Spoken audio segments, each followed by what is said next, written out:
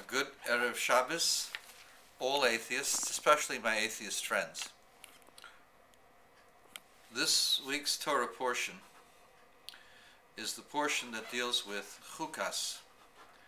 Chukas means the statute of the law, the statute of God's law. That is to say that there are commandments which we can't even begin to understand,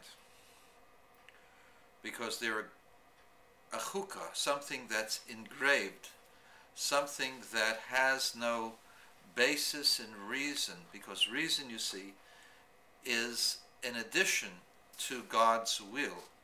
God's pure will, God's pure essence is beyond reason, because God is truly infinite.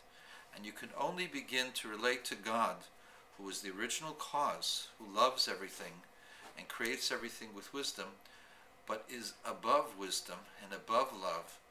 God's essence can only be grasped by a service that is of the essence of the soul, which is to be completely devoted to God, irrespective of rationale and reason. For this reason we keep kosher. There's no reason for kosher. It's not to be healthier. You can be very, very healthy and have a non-kosher diet. The purpose of keeping kosher is to listen to God.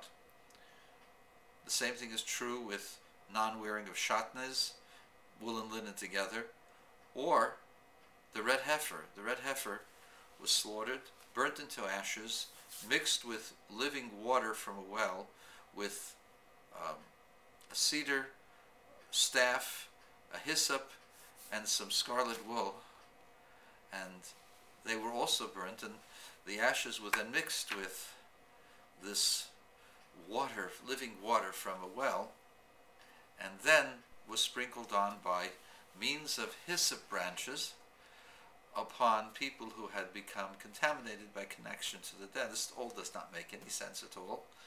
And then through the process, the people became permitted to enter the temple if they were sprinkled upon on the third day of separation and the seventh day of separation, and they proceeded on the eighth day of separation from the dead to go to a mikveh. They were then allowed, it was an 8-day process, they were then allowed to enter the temple area.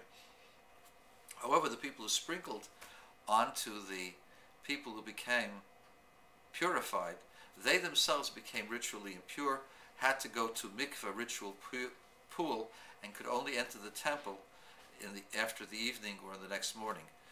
This is something that doesn't make any sense. If it makes other people purified, how does it bring impurity upon the person? So I'll tell you what I think. Even though this doesn't make sense, but this exists within the world. You see, the people who serve other people, doctors, psychiatrists, counselors, or people who serve the country as military experts, people who have to be involved in espionage or defense projects, they live a very secretive lives, and they are minutak, they are separated from the reality of the world. Nobody is allowed to know the kind of lives that they lead, and therefore there is a disconnect. The same thing is true when a psychiatrist deals with the problems of other people. He has to disconnect himself, or else he'll be emotionally too involved with his patients and possibly can get sick.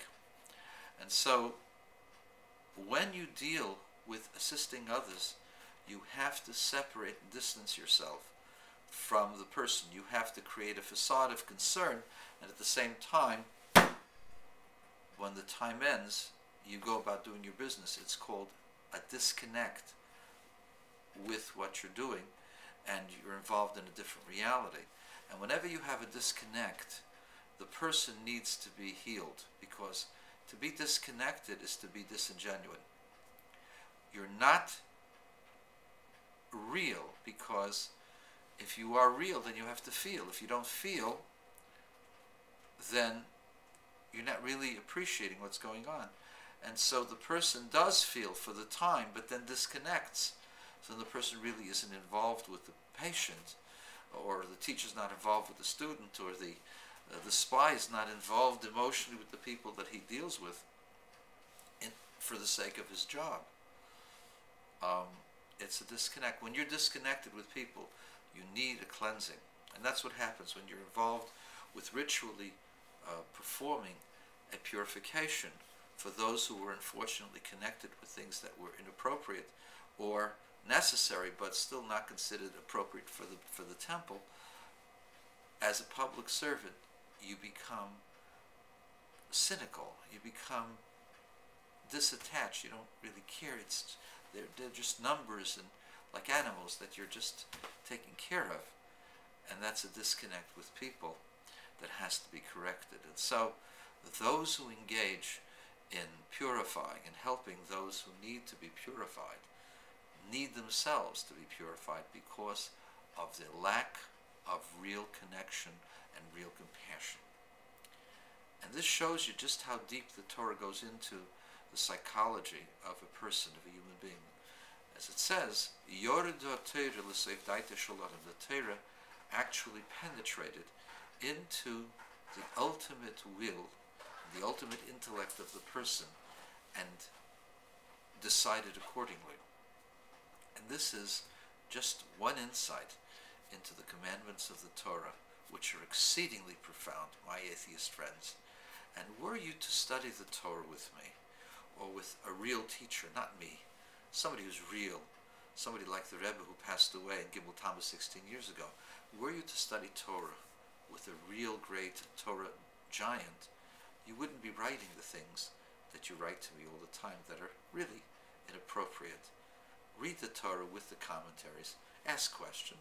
You can ask any question you want, but don't be disrespectful, and I'll be respectful of you, and we'll both need the ashes of the red heifer so that we don't get disconnected. Thank you.